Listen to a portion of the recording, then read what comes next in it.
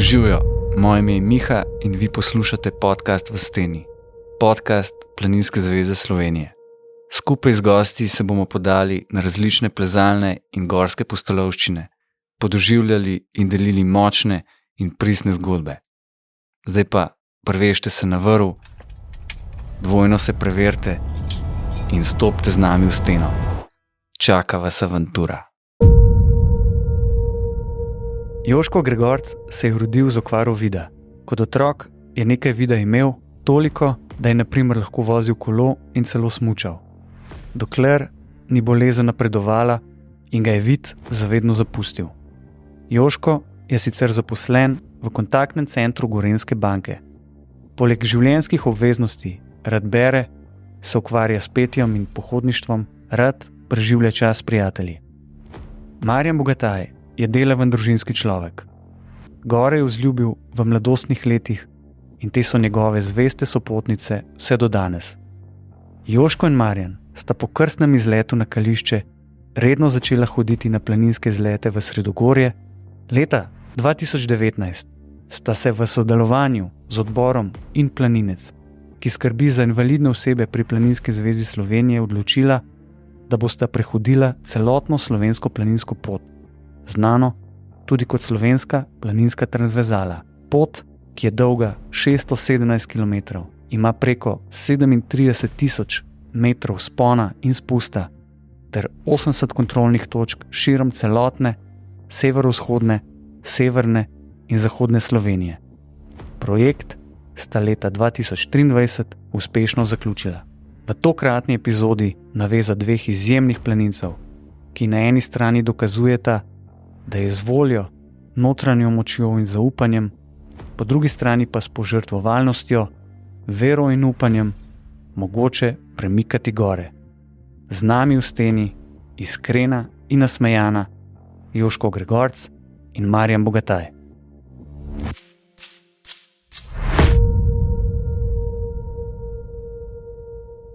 Bomo začeli od začetka. Lahko pa že zdaj povem, da sta skupaj prehodila slovensko planinsko pot. Včasih se je temu rekla slovenska transverzala. Tako je. Pa pejmo lepo po vrsti. Kje sta se in kdaj sta se spoznala? Tako je. Moja sestrična je tudi Marjanova žena in v bistvu prek nje sva se pravzaprav z Marjanom spoznala. V bistvu prvi najin stik je bil, resen stik je bil v bistvu takrat, ko je Marjan bil kar pomemben člen najprej pri pridobitvi mojega prvega računalnika in Brailleve vrstice. Potem, to je zdaj že eno srebrno obletnico nazaj, če karikiram, 25 let. Pa smo pa tako nadaljevali. Zdaj smo pa pristali tam, kjer smo, se pravi, na Planinski zvezi. In kdaj je pa prišel in kako pa, če sta se nekako spoznala, pa je pa nekje mogel tudi priti trenutek, da sta skupaj nekam šla? Ja, najprej smo tako sporadično, malo tako, ne načrtno, ene par hribov skozi leta, v bistvu en let, ja, pa par let spet ne, pa spet en let, ja, malo okoli Jezerskega hodili, nič načrtno. Resno smo se pa s hribi začeli spogledovati tam pred približno 7 leti, ker pri meni je že precej časa nekako tlela želja, Triglav. Pa nekako nič ni bilo z njega, ni bilo nekako priložnosti.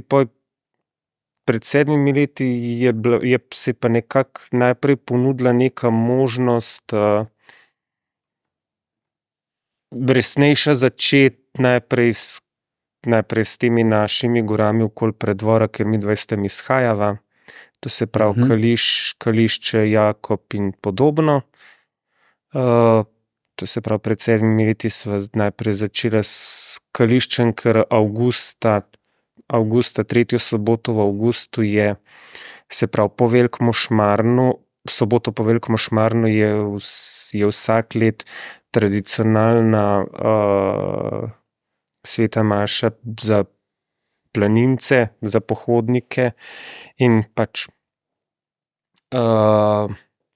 Marjanova družba, Marjanova žlahta je šla pred 7 leti gor na Storžič, midva sva pa kar pač nisva vedela, kako funkcionirava še v navezi, sva se pa najprej potestirala po teh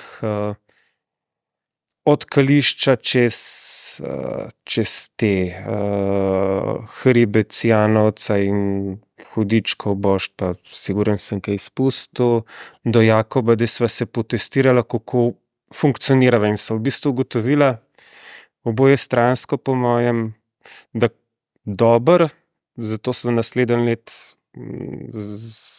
nadaljevala, bolj resno zagrabila. Tako 2019 je potem ob 120-letnici PD Kranj padel Triglav. 2020 sva začela skupaj s slepimi v okviru in planinca slovensko planinsko pokopot, ki smo jo lani zaključili. To je to. Joško je napravil kar hiter povzetek. Ja, ali pa rečemo temu en tak uvod, ne. En tak uvod. Ampak tako pojmo zdaj nazaj. Vseeno me zanima, ne, lepega dne si mogel verjetno Joško Marjanu reči, jaz bi pa šel s tabo, ali je Marjan Joško tu rekel, pa če bi šel ti z mano? Kako je bilo? Če lahko povem, je bilo tako, mi smo že družinsko, ko sem se ustvarjal družino in se srečeval z Joško tam na družinskih srečanjih, smo nekako ugotovili, da mi radi hodimo v hribe, tudi z otroci, in smo imeli že družinske pohode na Kališče in Storžič, s tem, da smo otroke bilo treba animirati. Animirali smo jih tako, da smo jim obljubili, da bomo prespali na Kališču in potem šli naprej. In Joško je vse to spremljal na teh družinskih srečanjih in smo začutili, da bi pa on mogoče enkrat šel tudi z nam, da bi se priključil družinskim srečanjem, in smo mu dali to možnost.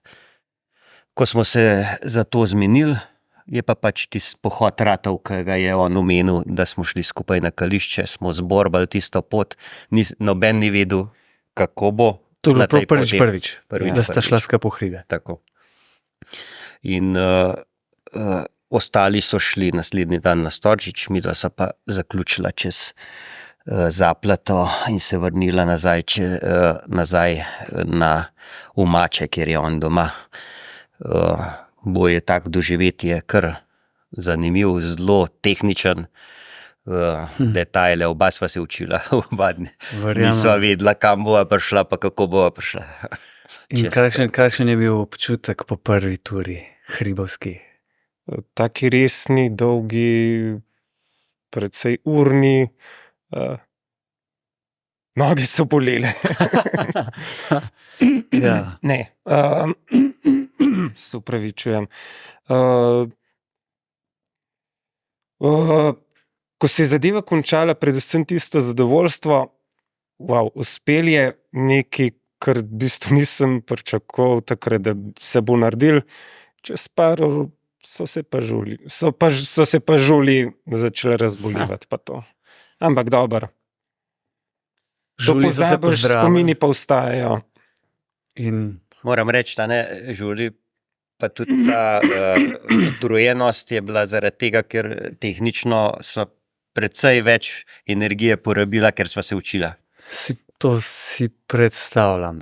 Tudi ta del bi še podrobno vaju prosil, da mi ga to opisala, čisto kako fizično, tehnično vse to zgleda, ne, kako vidva se to premikata, ampak mogoče, Joško, bi samo prosil, da poveš, Tvojo zgodbo glede slepote, da si bomo tudi lažje predstavljali,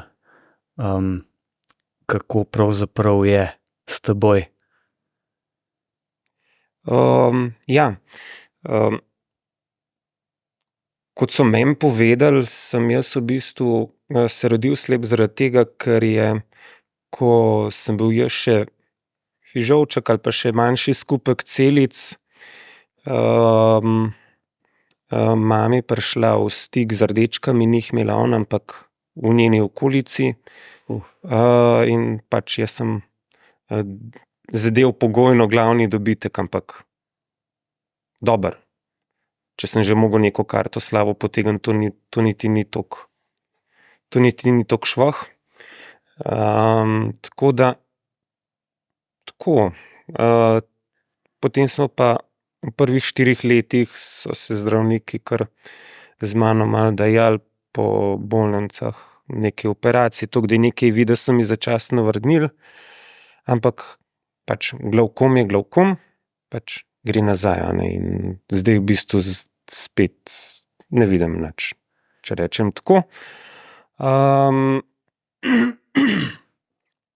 Ne glede na vse pa, tudi če vidiš sam par let, ti pomaga to zaradi tega, ker jaz vem, kaj pomeni, če ti rečejo, to je zeleno, to je modro, to je rdeče, trava je rjava, trava je zelena, nekaj je vinsko rdeče, nekaj je ognjeno oranžno, nekaj je pač turkizno modro, nekaj je to.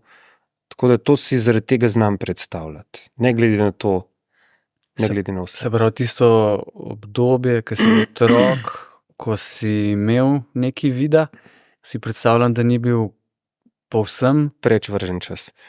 Ja, ne, da ni bil vid 100%, to sem mislil. Ne. Je bil pač absolutno ne, je par procentov toliko, da črke sem videl na zaslonu, če so bile zelo velike. Pa da niso bile stilizirane, ampak da je bil J res J, D res D, štirka res štirka. In tudi tako, kot si rekel, te barve, to si videl in si tudi zdaj si lažje to predstavljaš. Ja. Kako pa bo, recimo, z razliko od nekoga, ki ni nikoli videl, ki je bil slep od rojstva in ni imel 0% vida, kako pa mogoče potem taki osebi, ne vem, pomagate recimo razložiti, kako izgleda modra barva ali pa rdeča? To je pa težko vprašanje. Težko. A se da sploh, a se kdaj pogovarjate o takih stvarih? Pravzaprav ne. Ne? Pravijo, mislim, to je tako zelo težko vprašanje in karkoli bom rekel, vsak človek ima na to različne odgovore. Eni pravijo, da celo čutijo toplot, pač različne toplote barv. Jaz ne. Tako da na to zelo težko odgovorim, ker mi je zelo težko opisati, ne vem, kako izgleda rdeča barva, kako izgleda oranžna barva, če ne vidiš, pa nisi nikoli videl, s kakšnimi besedami to opisati. Ne, nismo se s tem ukvarjali, dejansko ne.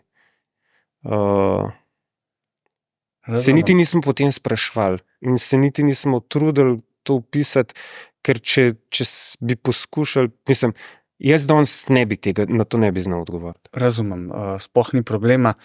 Pa če se zdaj vrnemo nazaj na tisto prvo turo, žulji so se pozdravili, mišice so se spočile, potem je pa verjetno spet prišel nek klic ali kako? A si rekel še? Ja, mečkan je bilo premora, malo smo prespali, pa se je pa obrnila priložnost, pa se pa kar naenkrat tisto leto okoli in 2018 smo pa resno začeli najprej preko najprej praznovanje zavetišča v Hudičkovem Moštu, potem smo pa rekli, bomo probali Jakoba, kolikor se da. Ja, jaz sem, če lahko povem, sem že redno hodil na Sveti Jakob, to je bil zame ena trening tura, ker rabim od doma do gor in nazaj 1 uro, dobro, in ker sem že cel življenje športnik, sem hotel kondicijo obdržati in po tisti najni prvi turi na Kališče sem ga jaz tudi povabil, da lahko gre z mano na Jakoba, ker je to s potjo, ga lahko poberem, narediva tiste pol ure vzpona nazaj in sem tudi ugotovil, da me ne ovira pri tem, da bi zaradi tega jaz počasnejš hodil, da bi mu manj od mojega pohoda in so lahko v tandemu začela redno hoditi. To je bil v glavnem, sva si nekako postavila na začetku še ne cilje, ampak jaz sem recimo 80 do 100-krat na let šel gor in takrat, ko sva začela, mislim, da sva do konca leta 40-krat spravila skupaj. 31, naslednje let pa že 100. Ampak dejstvo pa je, da ker me ni uviral, ni bilo tudi nobenih zadržkov, da ga ne bi zmeraj pobral, kadar grem jaz na tega Jakoba. Ok, zdaj pa nama, oziroma zdaj pa meni razložite, kako recimo vajen pohod, pa za začetek nek Jakob še tehnično ni toliko zahteven, kot potem visokogorje. Odvisno po kateri poti greš. Ok. V redu. Ampak čist kako vajna tura zgleda, kot enkrat greta iz avta ven? Tako, v parih besedah, nahrbtnik na rame, si ga zapneš, Marjanu dam jaz roko na njegov nahrbtnik, pa greva. Sliši se zelo enostaven, ampak preden sva do te enostavnosti prišla, sploh prvo let Jakoba, sva se v bistvu tudi midva učila, kako iskala tehniko, kaj nama odgovarja, kako nama odgovarja, iskala položaje, katera roka gor, katera roka na poti navzdol, kdaj povedati,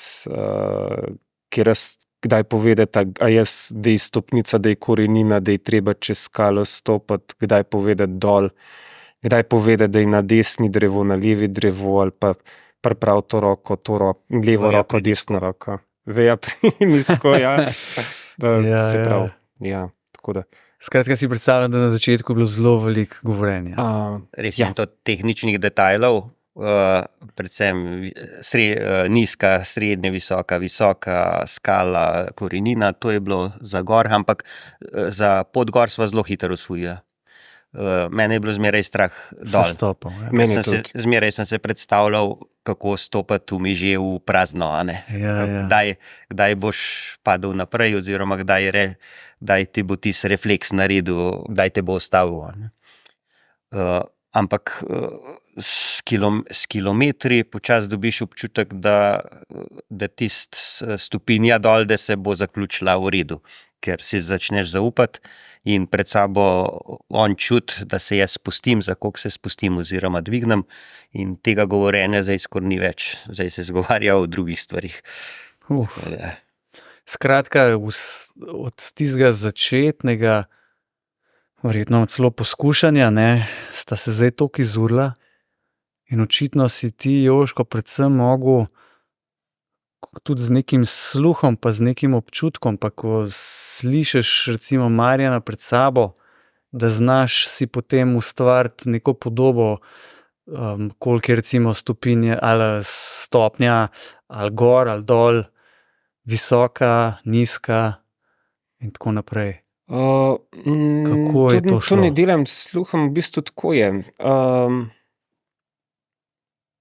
So različni slogi vodenja tako imenovani s palco, ne vem, vsak par ima svoje spopkovine, vsak par ima v bistvu svoj način.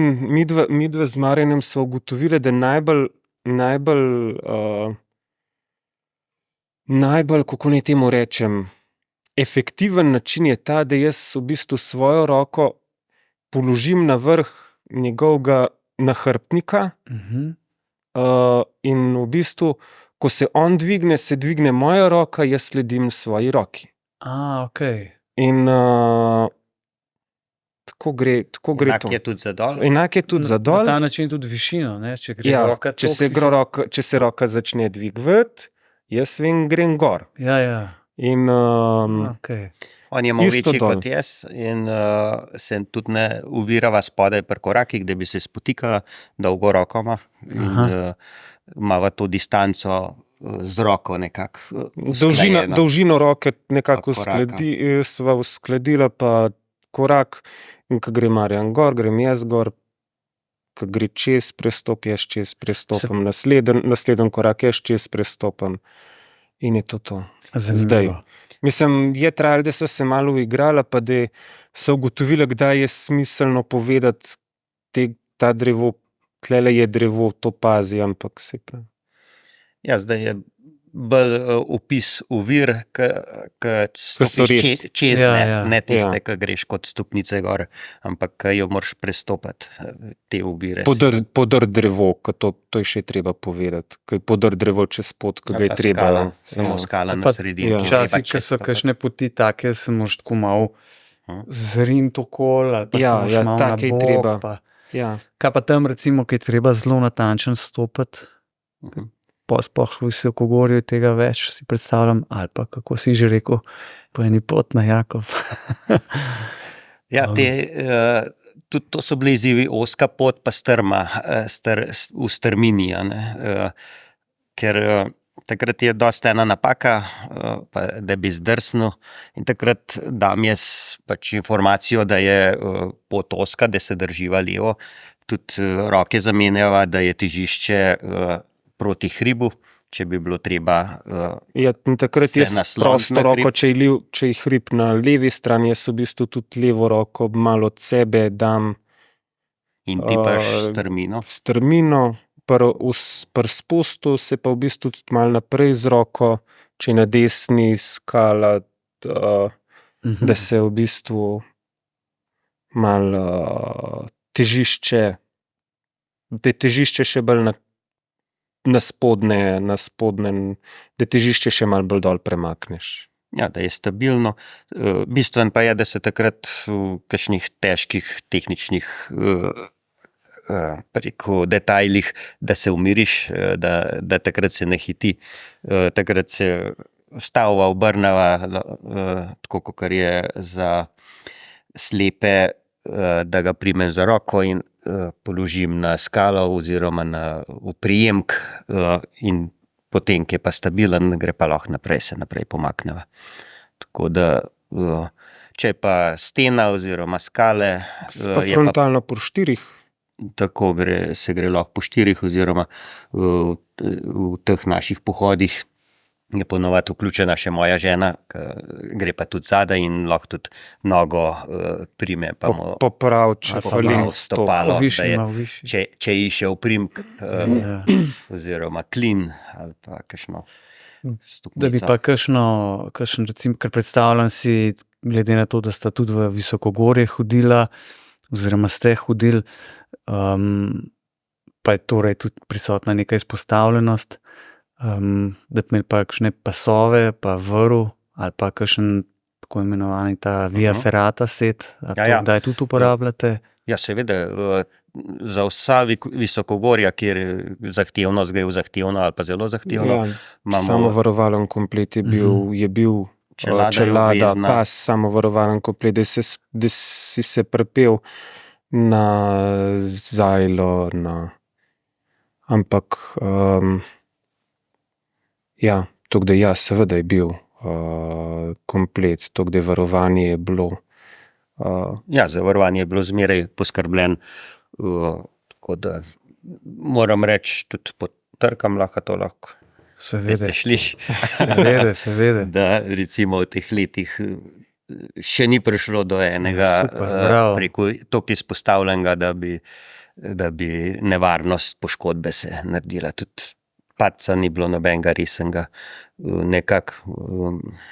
Nekako je en ta zaupanje, pa ne bom rekel sreča, ker na srečo se ne moreš zanašati. Ja, bolj na pamet. Pomaga verjetno to, da so v bistvu na nizkih višinah, precej tehničnih delov se naučila hoditi. Kilometrina, Spet ta ja, neka da sva- osnovna kilometrina, ne. A se kdaj zapasta sama pri sebi, da sta malo, nam rekel bez zlata, ampak da sta mogoče malo hitrejši, kakor bi bilo pametno, da gresta? Večkrat. Saj to smo vsi taki. Ja. Večkrat, ja, imamo, če sebe gledam, imam zelo velikokrat v glavi, da čim hitreje pride do cilja. Pa če se da, vedno pride do cilja, težko je obračati, mi je obračati. Tako da nismo velikokrat obrnili, tudi ker držali smo se teh normativov, ki so zapisani in jih nismo se vlekali nikoli, ker v tempu dosti hitro hodimo. Tako smo se navadili. Kjer pa je mogoče med vama tisti, ki je bolj previden, bom rekel. Ali pa, ki bo prej rekel, opa, malo greva prehiter. Jaz. Ja. Ja, to moram, malo te moram popraviti. Malo se izmenjujeva.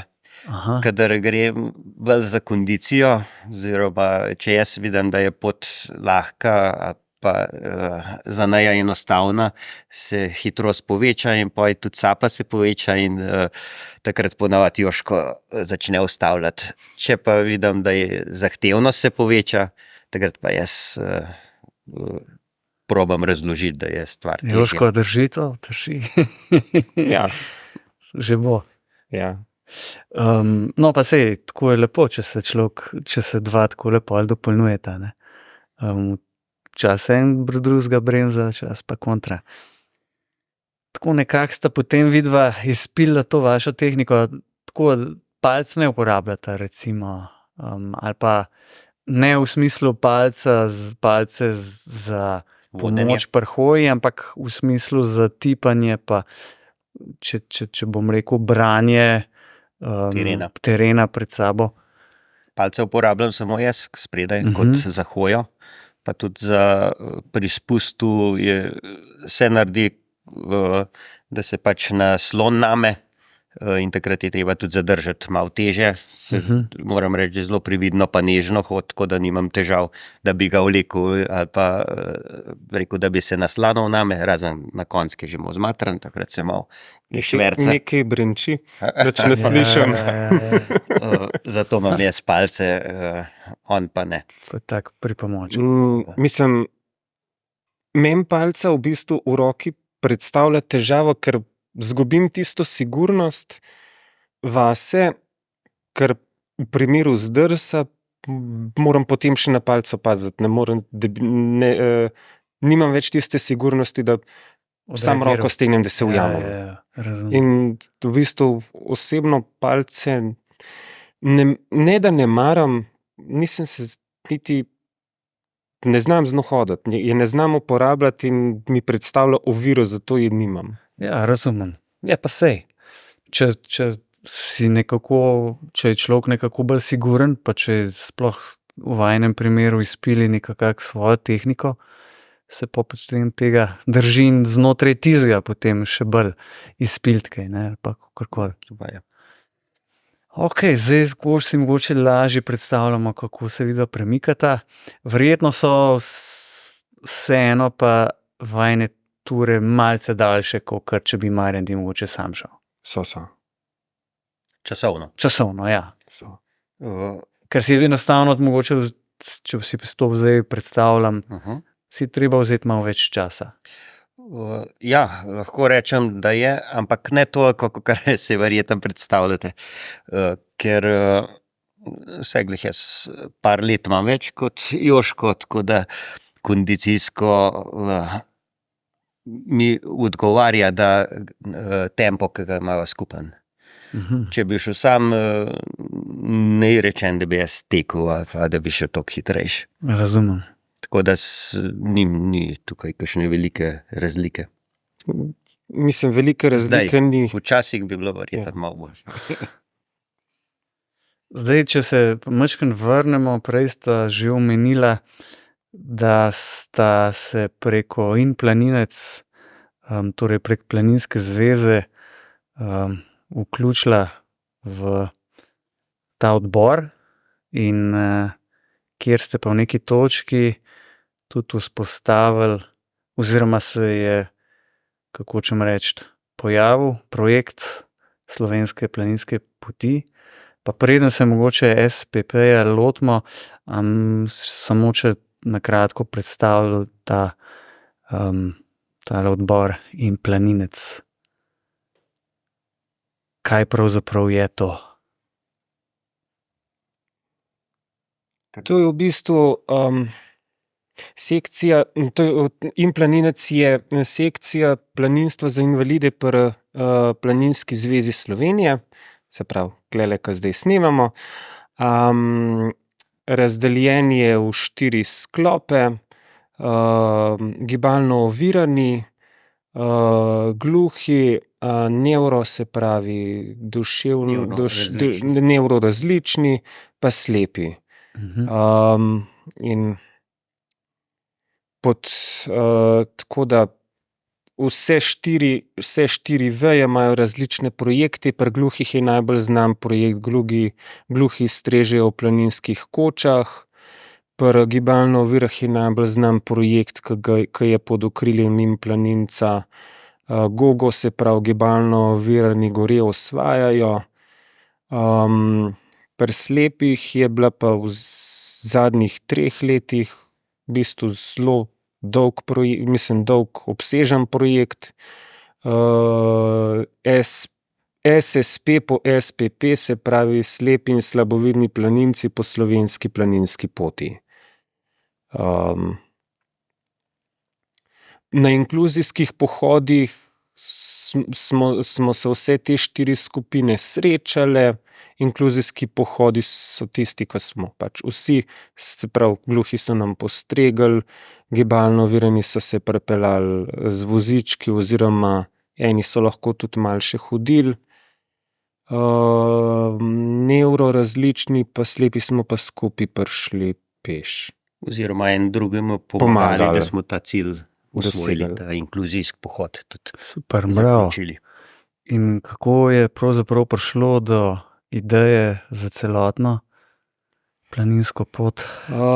To je pa treba poseči malo v zgodovino, namreč leta 2020, mislim, da je bilo 60, v bistvu leta 2022 naj bi bilo 60, mislim, da let, odkar se je prva ekipa slepih planincev, je prva ekipa slepih planincev naredila slovensko transverzalo takrat še, in 2 let prej je Sabina Dremota, članica tiste ekipe, s katero sva z Marjanom prvič osvojila Triglav, se pravi še pod okriljem PD Kranj, ob 100-letnici PD Kranja, je dala 2020 pobudo, da bi probali ob tej 60-letnici tega podviga, ko sem ga omenil prej, ta podvig ponovi, da bi slepi še enkrat transverzalo osvojili. Kako je čisto točno Sabina zadevo prodala v narekovajih Jurčku Novaku pa Marjeti Čičkasta, vodja In Planinca, ne vem, ne poznam zgodbe, ampak zadeva se je zelo hitro zagrabila, v projekt so se vključili tako taborniki, skavti in druge organizacije, in na strani organizacij slepih smo imeli podporo potem KPŠRD-ja, se pravi Kulturno-prosvetnega, športnega, rekreacijskega društva Karel Jeraj, mislim, da sem prav kratice povedal. Ja, tako. Ja, tukaj je bilo eno tako sosledje, kar se meja tiče. Ko smo začeli prvič s Kališčem, so se cilji povečali smo si želeli usvojiti domači storžič. Ko smo prišli z Storžiča na Kališče, smo videli plakat, da je PD Kranj organizira pohod na Triglav za slepe in slabovidne. Jaz sem potipal v Planinskem društvu Kranj, kako se lahko poraja, kako se lahko prijaviš na ta pohod oziroma koga vzamejo zraven. In nekako takrat sta bila dva kandidata, Sandi Novak, naš paraolimpijec v maratonu, in ta Sabina Dermota, ki jo je omenil Joško, sta bila glavna edina kandidata in nekako so vzeli tudi Neja zraven, ker spet, ko so osvojila Storžič, so apetiti narasli. No, in tako smo 2019 s to ekipo in s pomočjo tudi Andreja Štremfla, ki naj je vzel v navezo, osvojila Triglav, in to je bilo septembra 2019. Mislim, da ni bo en mesec, ko je preletel mail, da se naslednje leto 8. februarja začne projekt Slepi in slabovidni planinci po slovenski planinski poti. Pa čisto tisto obvestilo, pa se kjer bomo zraven, ne, pa smo mi malo pri nas razmišljali, bi, ne bi, pa kar hitro bi, pa gremo. Padla kocka. Ja, jaz sem pred leti že to slovensko planinsko pot transverzalo prehodil že sam in sem že imel enkrat željo, da bi jo ponovil, in je spet prišlo ravno v pravem času, ko smo bili v top formi, se je pojavil še ta projekt. Še enkrat me sam spomnite, kdaj se je začel projekt, kjerga leta? 2020, 8. februar 2020. In lan ste zaključili? Lan smo zaključili. Uradni je bil uraden zaključek. Takrat je 2020 je tudi prišel čas korone. Odbor in planinec je vsako leto razdelil pohode na 3 leta, in ko je prišla korona, je bil načrt že izpolnjen za leto 2020, ampak ker se ni bilo možno prevažati se takrat, prepovedi so bili prehodi med občinami za skupine, smo mi po tistem načrtu, ker sami trije, ženo in Joško tam po planu delali tiste pohode, tako da smo malo prinesli noter, ko smo 2021 nadaljevali ta projekt, da smo imeli majčkeno fore. Kako ste se pa lotevali same, ali pa mogoče za začetek mi tam malo pomagala, če predstavimo čist osnove slovenske planinske poti? Odkot do kot? Ja, kako gre, koliko je dolga, mogoče tudi, da se je sploh pojavila ideja o tej poti. To bom težko povedal, ker mi je malo že z glave ušlo. Drugače, ja, v sedanji knjižci je 80 vrhov, ki se raztezajo od Pohorja do Debelega Rtiča. Tako. Jaz sem si majčkeno izpisal samo te osnovne podatke, ne, in čisto statistične, in naj bi bila podolga 617,4 km, 37.300 metrov spona in 300 metrov manj, oziroma več spusta. Mimo 55 planinskih koč in piše celo skozi planinski muzej in skozi bolnišnico Franja, skozi mimo Škocjanskih jam.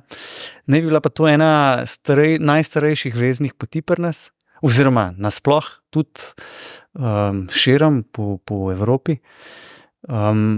Potem sem si pa še izpisal, to mi je bilo fascinantno, rekorde.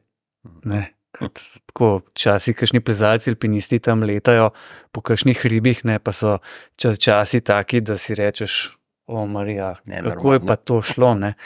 Pa je šlo, in potem sem ugotovil, da je najhitrejši verjetno preteku, prehodu v 6 dneh, 12 urah in 58 minutah. Marjan, kako se že piše. Ja, Marjan, ne zamer, če boš to poslušal.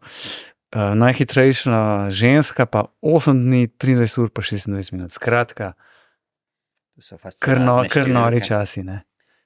Mogoče še to, da je še malo statistike, sem malo domače naloge naredil, da to ni iz glave, da je to pot prehodilo že blizu 11.000 ljudi, generalno v Sloveniji, da se je pa pojavila v leta 1953 na pobudo Ivana Šumljaka. Super. Da je bila to transverzala, danes slovenska planinska pot, smo že povedali, samo majčkeno tako za tiste, ki tudi sebe moram šteti, ki ne poznamo še tega, tako v takem kontekstu, za idejo, kaj pravzaprav ta pot je, in to ste se vi odločili prehoditi. Tako kot je bilo prej omenjeno, eni jo to naredijo v enem kosu, od Maribora do Debelega Rtiča. Večinoma pa se pa to dela po etapah. Lahko se vzame pohorski del v enem kosu, Julice, določene vrhove, in mi smo to delali po etapah. Razdeljenje je bilo to na cirka 30-35 vrhov točk v enem letu za 3 leta. Mogoče še eno vprašanje nevednega, a se šteje za upravljeno pot, če se dejansko prehodijo vse poti, ali je dovolj samo nabrati vrhove? Kontrolne točke. Dovolj je samo kontrolne točke. Aha, okay. V bistvu, Žig je važen. Žigi so v planinskih kočah na vrhovih, oštevilčani so, včasih so morali oskrbniki še podpisati se, vnesti datum, zdaj je malo poenostavljeno. Važen je žig v knjižici. In kako ste si recimo konkretno vi trije, oziroma kadar ste bili sami ali pa kadar ste bili v večji združbi cele ekipe, kako ste si naredili plan sistematično ali bolj po navdihu, ste si rekli vsako leto toliko, se tu prej sta že nekaj omenila, ali pa saj takrat, ko ste sami, kako ste izbirali cilje? Ja, za nas je veliko dela opravil in planinec, odbor, ki je pripravil plan poti. Vsako leto, za 3 leta, vse točke kontrolne. In če greš po seznamu, je to toliko lažje, kot če sam iščeš izhodišča, ker nismo redno v vseh teh krajih. Tako da na koncu je to, da se pridružiš in taki skupini, je precej olajša upravljanje te planinske poti. Verjetno malo Z vseh stališč, logistiko, tako, vse. ja. Pa tudi čisto zaradi družbe in Tudi. tega, kaj je bilo pa najtežji? Ali pa kjer vrh je bil najtežji? Z tvojega stališča? Pa najbolj naporen? To, ki je bil naporen, kako mu je že ime, tisti petek, zdaj mi je pa ušel. Razor? Ja, Razor. Ne, Razor je bila sobota. Sobota na vrh? Na vrh, kaj že ta koča? Kriški podji. Kriški podji, ja, tisti je bilo, tisti petek vzpon na Kriške podje. Iz vrat ali iz Trente? Iz vrat. Iz vrat. Situacija je taka, da smo mi imeli program in 3. leto, zadnje leto, ko smo zaključovali projekt. Ko se je pa v 4. let naredil. Ja, zaradi korone. Zadnje leto je ostalo zelo veliko visokih vrhov. In takrat nas je že malo čas basal in smo mogli v kratkem času prehoditi visoke vrhove. Mi smo šli, mislim, da na Staničevo kočo, na Kriške podje in Razor, in na Prisojnik smo šli v enem tednu, to se pravi en vikend na Staničevo, vmes ki je bil praznik na Kriške pode in Razor, oziroma in pa še na Prisojnik. In to te pa že izčrpa. Je bilo kar naporno. Ja. naporno. Tako da to, ki je bil vprašanje, kje so bili najbolj naporni, to so bili ti hribi, so tudi lepi, ampak ker je malo pritiska časovnega, so pa kar naporni. Tudi verjetno za vas, če je mogoče sploh večja skupina, je tudi neko lepo vreme še to bolj pomembno. Ja, res je. Tudi zadnje leto, to se pravi lani, je bilo kar nekaj slabega vremena.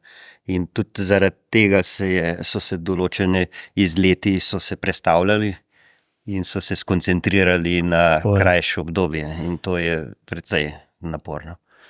Tako, Joško, zdaj to, da sta opravila, pa še vsi ostali, ki so tudi v vaši širši skupini, če tako rečem, vse priznanje, vsa čast, čestitke, vsekakor. In zanima pa me, kaj pa je bilo tisto, da te je toliko prevzel, da si rekel, grem v to, ker verjetno ne gre samo za nek fizičen moment, da pač se v bistvu, če grdo rečem, zmatraš, ko človek gre v hribe, pa pol dol pride, ampak ker se v hribih doživljamo še marsikaj. In kako ti dojemaš gore, hribe, tako majčkeno širše?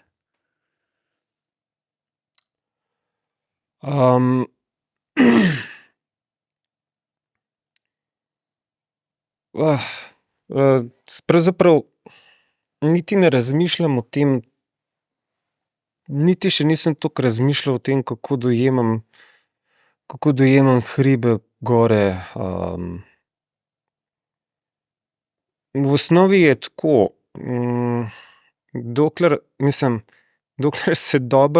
dokler mi odgovarja, se dobro počutim, hodim, da bi pa tlele imel še neko dodatno dimenzijo. Zase govorim. Kakšen drug lahko dojema precej drugače in ima še dodatne dimenzije. Jaz nekih dodatnih dimenzij doživljanja niti nimam toliko. Ne vem. Sicer slišam, včasih Marjana opozorim, da spomlad, zdaj se pa kukovca oglaša, ali pa kaj pa tam šumi, ali pa to. Drugače pa ne vem, da me umirja, če ni preveč naporno. Tako, predvsem na koncu po osvojenem cilju mi da tisto neko zadovoljstvo. Nekaj sem dosegel. Pa ne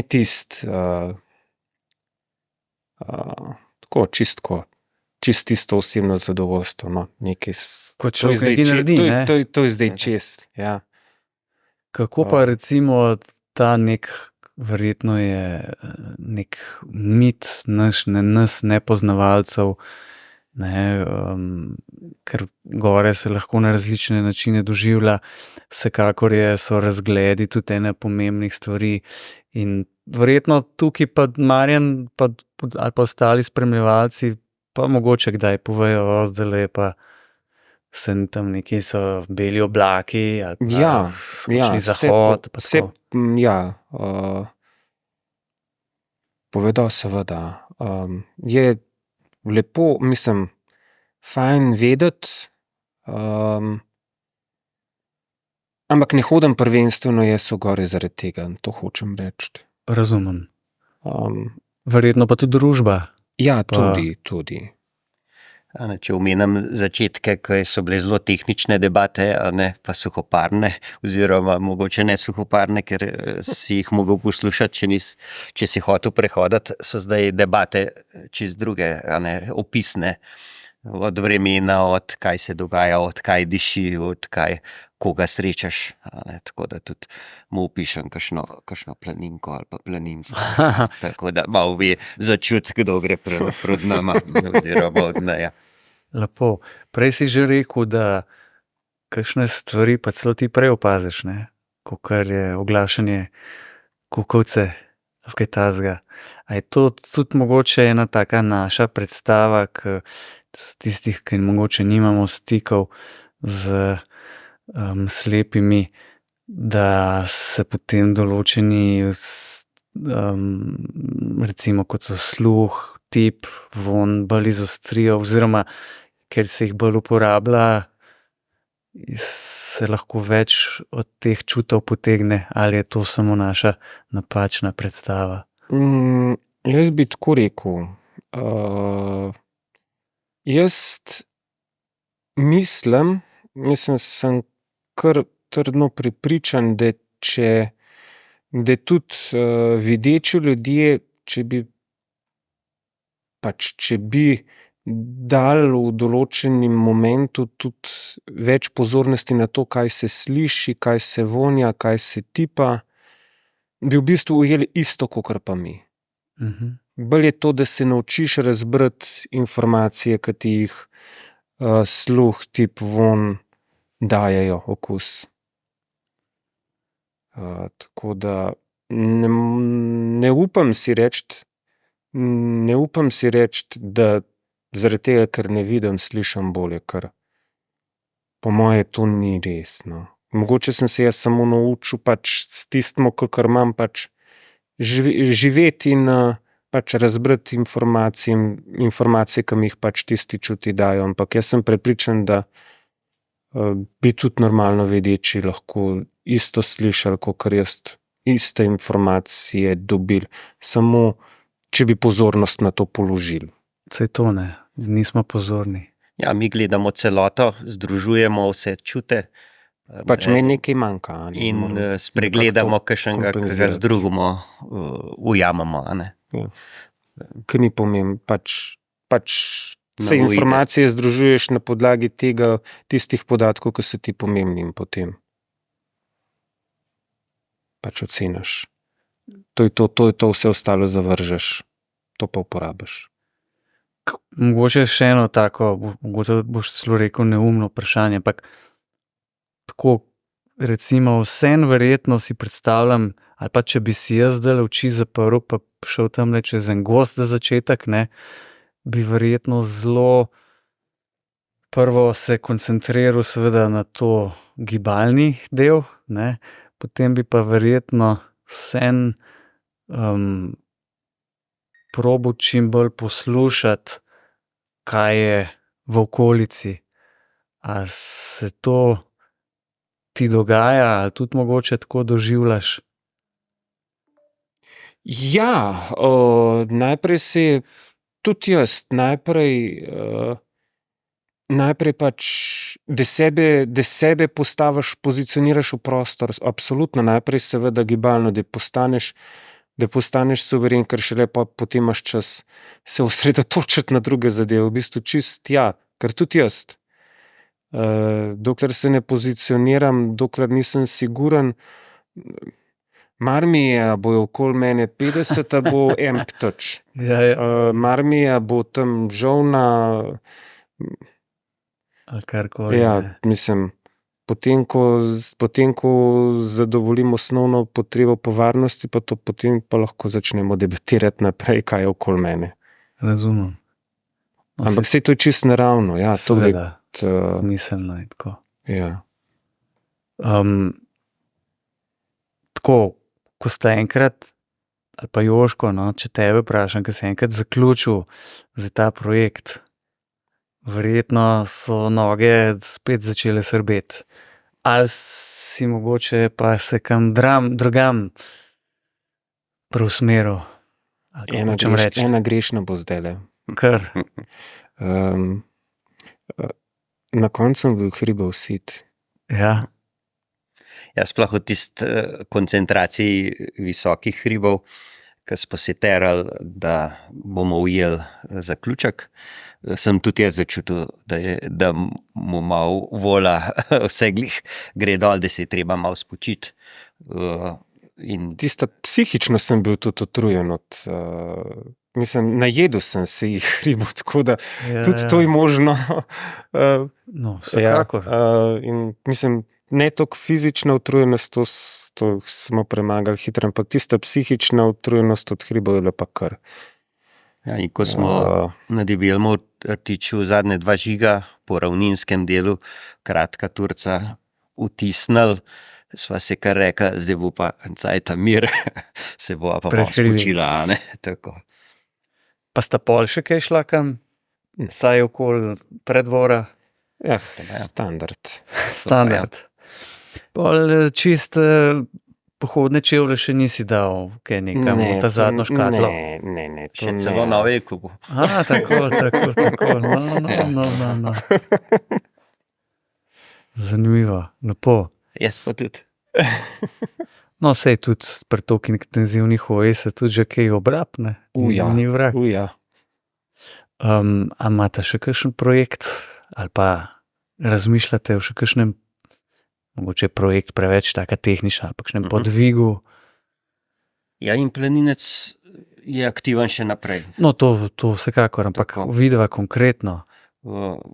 Ja, letos je bolj v tem prvem planincu na ta 4000-ak, Breithorn, sva se osredotočila.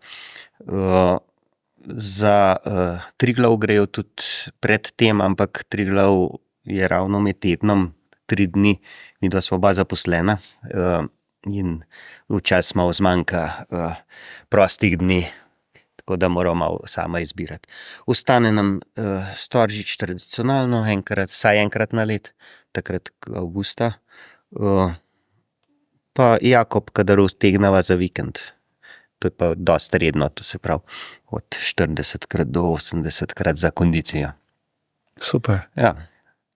Drugače pa vmes, tudi kakšen tek sva še upravila, takrat med korono sva tudi tek na dolge proge trenirala, ker nismo mogli kamor hoditi in lansko leto sva tudi na maraton, Ljubljanskemu maratonu 10 tekla. Tako da so se tudi majčkano od te vode sva se spustila. Ne profesionalno, ampak rekreativno. Mislite kaj podaljšati 10? Ne. Jaz že skrajšujem, ampak Joško mi daje voljo, da bi pojačal malo, da bi saj pol maraton, ampak se mi vztrajno upira. Kaj so pa še kakšne stvari, Joško, ki jih si predstavljam, da tudi samo hoditi v klance pa v hribe, tudi človek ne more skozi za neko protiutež ali pa neko ravnovesje. Kaj so še kakšne take stvari prostočasno aktivne?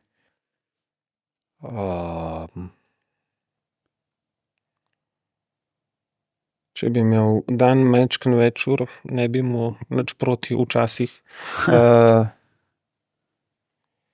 Tako, kakšna knjiga zmeraj pa še, če je dobra. Glasba. Sodelujemo v enem zboru, čisto ljubiteljsko. Pevskem? Pevskem, ja. Tako da to recimo. Ja, jaz ga moram malo, sam se ne bo pohvalil, verjetno, da poleg redne službe je tudi aktiven tudi pri zdajšnji dostopnosti, ker se veliko govori, da bo spletna dostopnost naslednje leto uzakonjena in je precej treba programske opreme popraviti, se to bo on več vedel in je tudi aktiven na tem področju, da pomaga pri dostopnosti. Torej, dostopnost interneta oziroma aplikacij. Tako spletnih, se pravi, tukaj govorim predvsem jaz sem udeležen predvsem pri digitalni dostopnosti, to se pravi splet, mobilne aplikacije, namizne aplikacije. Daj mačkeno več povej o tem, ker tako mogoče spet, recimo, že jaz nič kaj dosti ne vem o tem, oziroma blizu nič, pa bi bilo prav, da bi, pa tudi zanima me, čisto tako, da si mogoče znamo ljudje predstavljati, kaj. Ok, čisto tako.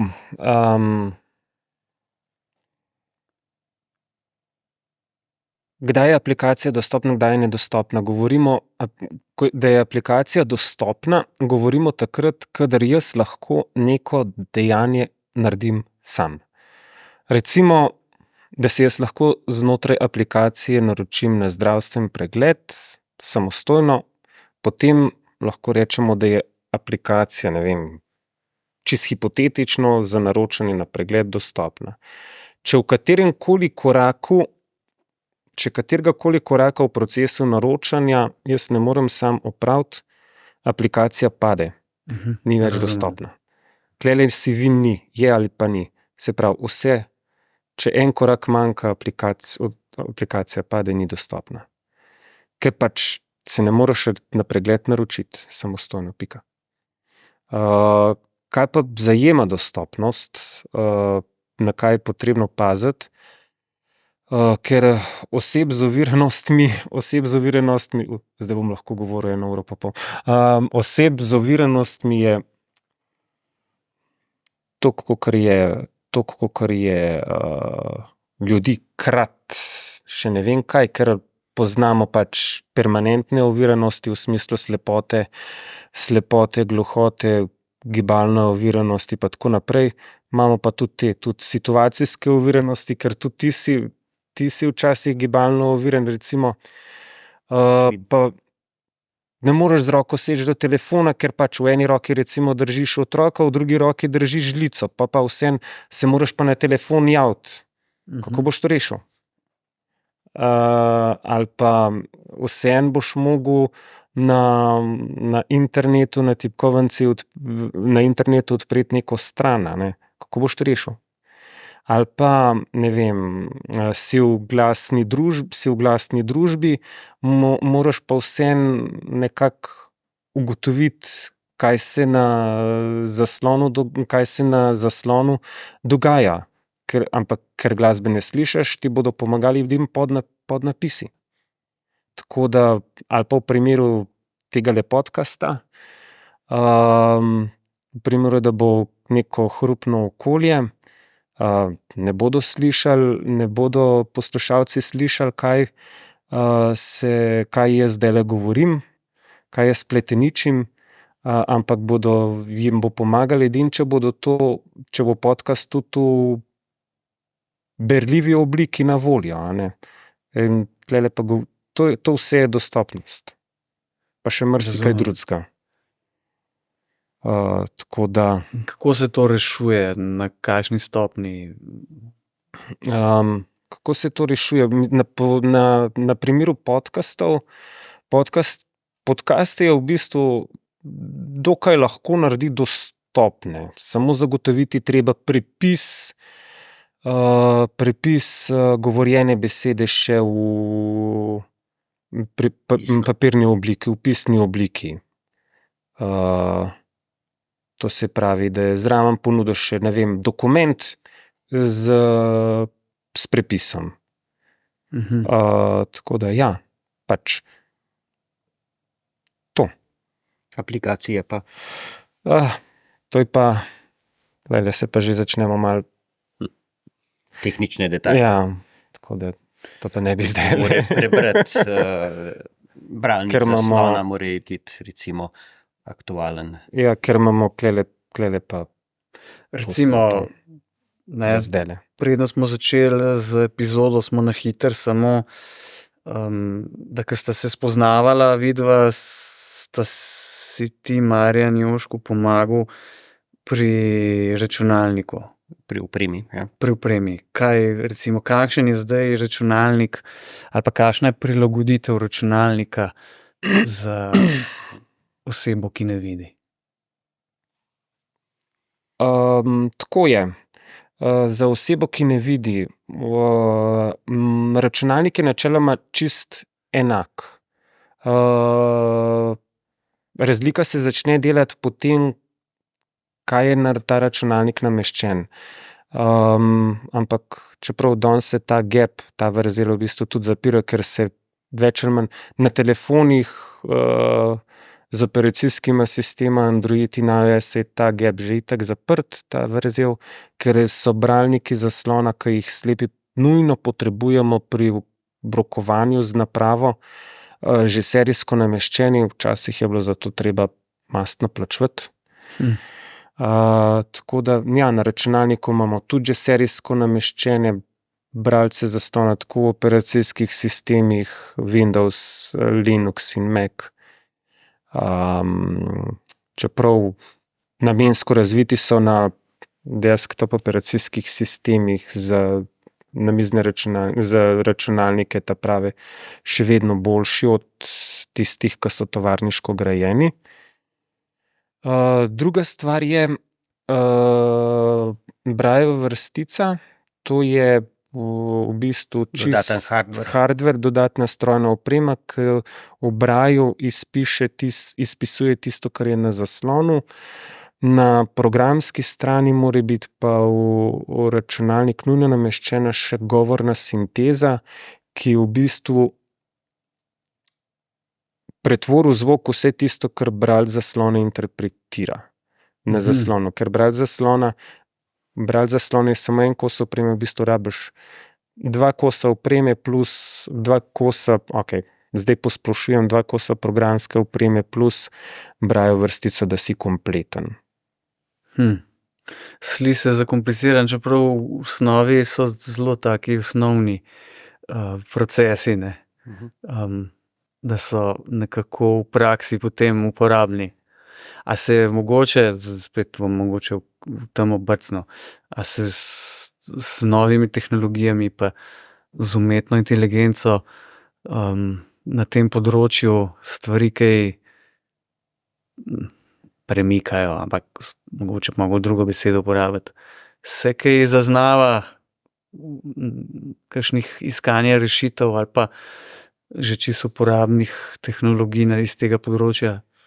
Umetna inteligenca in druge tehnologije, kot se pravi deep learning, machine learning in druge kratice, MLI, DLI, AI, itd., so lahko pripomoček pri osnove so pa enake.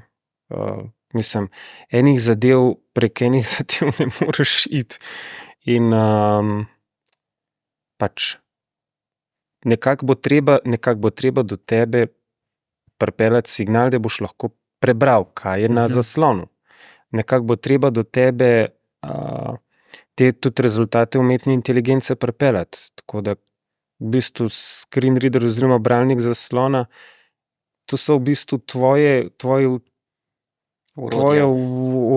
skoraj tako orodje, ne bom rekel oči, ker oči so prsti, ki bo prebral, ampak tako, kakor brez zaslona ne gre, brez vrstice ne gre, brez tipkovnice ne gre, brez miške ne gre, v osnovi tako pri meni brez bralnika zaslona, ne glede na umetno inteligenco, ne gre. Razumem. Pač umetna inteligenca ti lahko pomaga bralniku zaslona interpretirati določene slike na zaslonu ali pa določene grafe ali pa ikone, ne more ga nadomestiti in ga tudi ne bo. Ker umetna inteligenca samo po sebi ni nič, če ji ne daš nekaj, na čemer bi se učila. Ja. Vidim, da si res kar dobro noter v tehle stvareh. Jaz sem tako oddaleč tipam te stvari. Ja, ampak malo bolj poglobljeno. Super. Povej mi še to, a se ti zdi, da je sicer, ne bom rekel država, ampak bolj mogoče družba dovolj pozorna za ljudi, ki imajo recimo težave, kot si jih že prej omenil, ključno recimo za slepe, bi mogla biti bolj poslušna in končno biti država z določenimi pač segmenti morala več pomagati ali angažirati se, kakorkoli? Tako bom rekel, ni enoznačnega odgovora na to, čeprav bi rad rekel, da bi mogel, da družba še ni, da družba ni idealna, da družba ni okej, da bi bilo treba na tej stopnji narediti še precej. Ampak tlele takoj pridemo do tega, da bomo mogli tudi sami slepi, da tudi sami slepi na svoji strani nekaj narediti, ker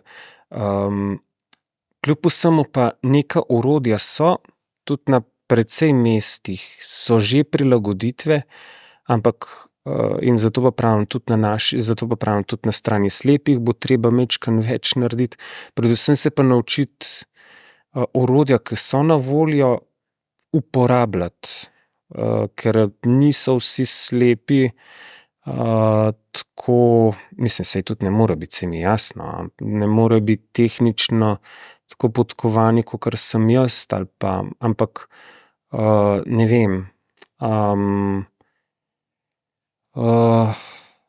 ne vem, pogledati svojo, ne vem, zdravstveno kartoteko, rečemo, karikiram.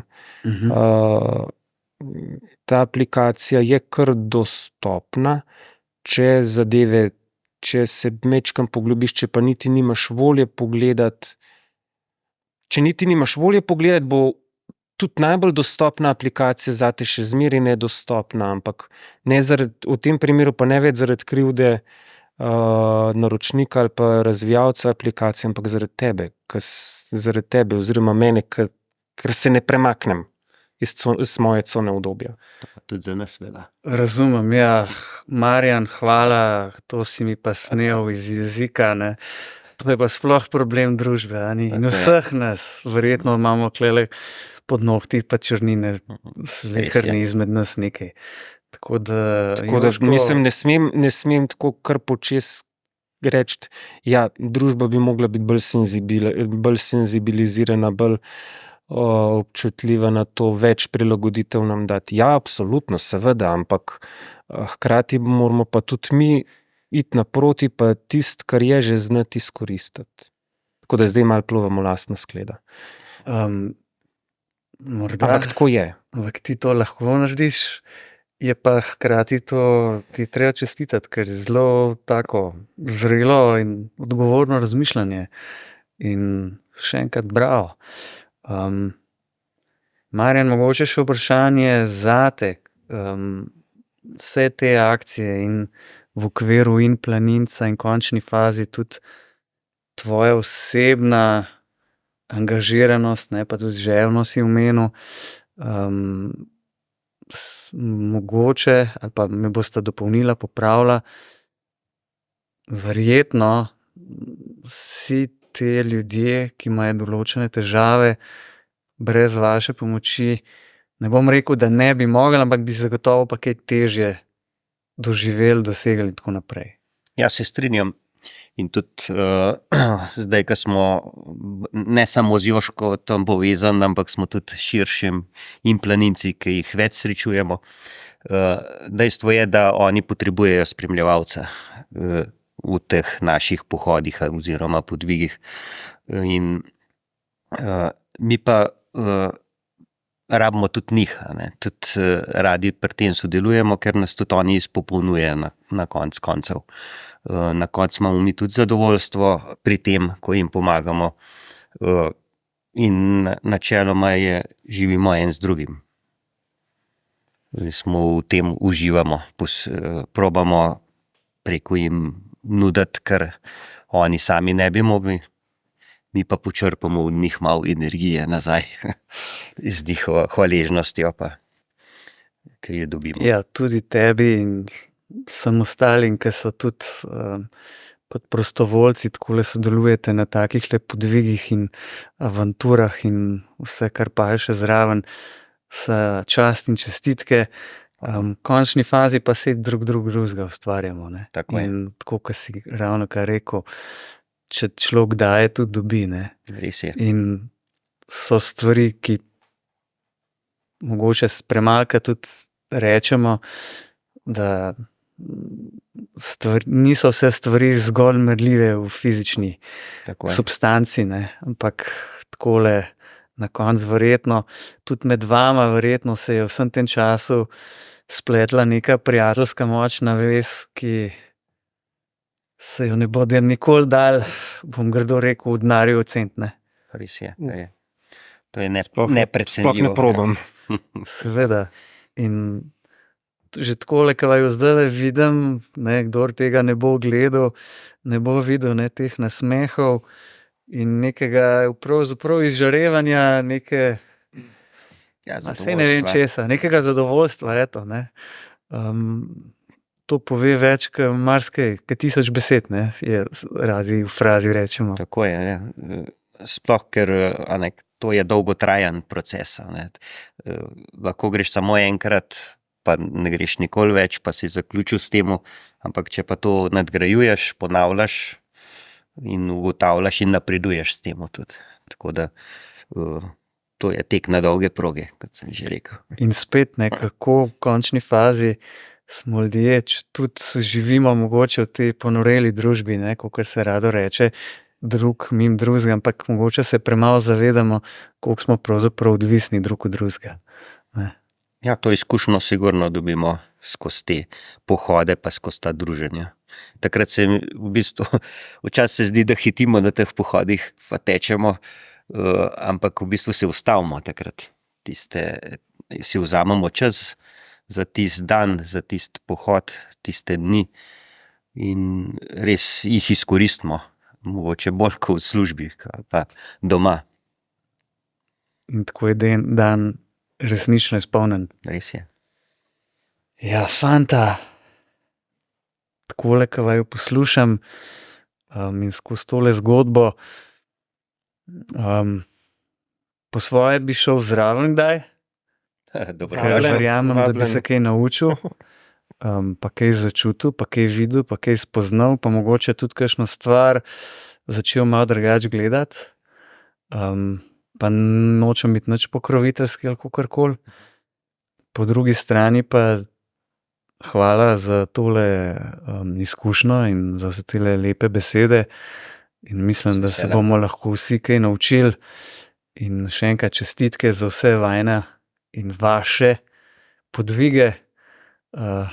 Naj bo teh še mnogo, ne? Ja, upajmo.